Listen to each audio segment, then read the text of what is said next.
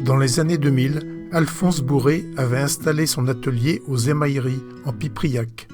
Il y distillait le cidre que ses clients lui amenaient sur place.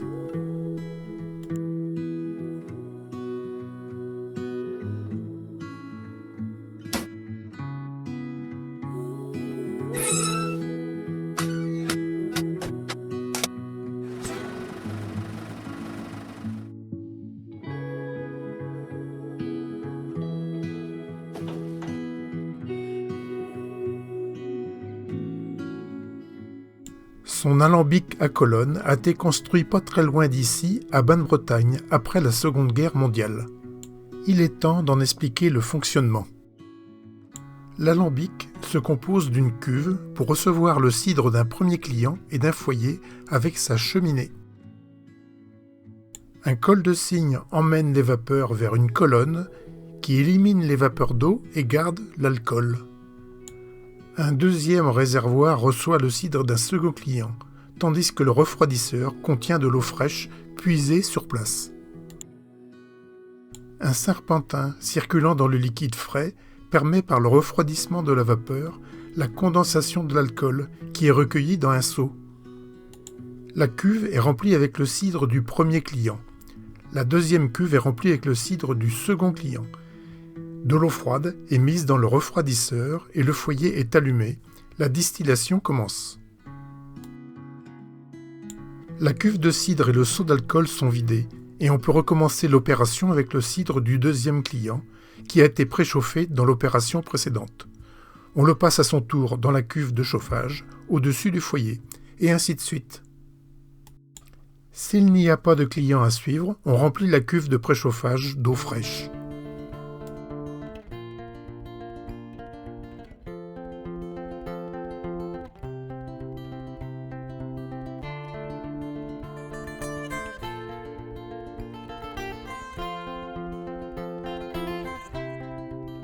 Revenons à la pratique.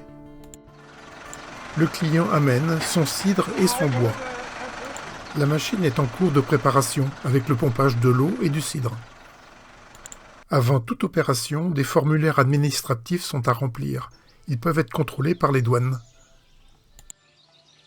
Alors, l'avantage qu'on a aujourd'hui, c'est qu'on a tous les papiers pour faire la déclaration. Qu'autrefois, il fallait dans une recette buraliste pour pouvoir avoir la déclaration. Aujourd'hui, c'est moi qui ai tous les papiers. Ça simplifie un peu, moins à courir.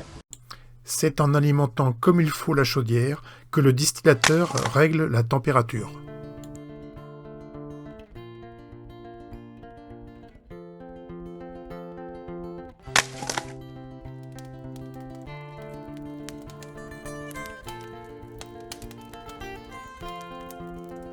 Alors le fermier m'apporte le bois, il m'amène le cidre, il m'amène tout. Et quand je chauffe, quand elle est partie en vapeur à 80-85 degrés comme ça, je choisis mon bout de bois pour faire un feu, comme on dit, à vue de nez.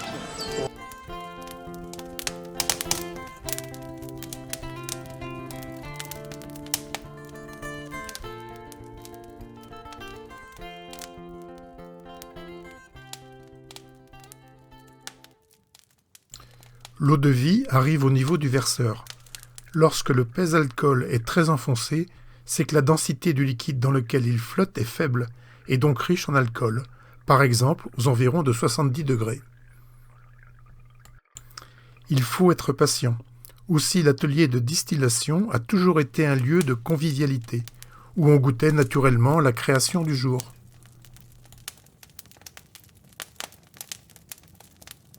C'est quand même pas mal.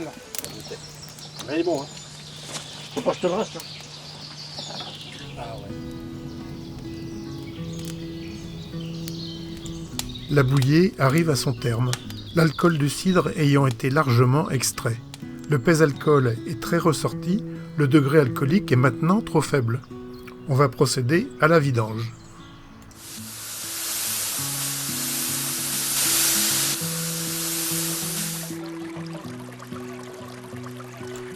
L'eau-de-vie passera 1 an ou 2 dans un baril de chêne où elle trouvera sa maturité et sa couleur ambrée.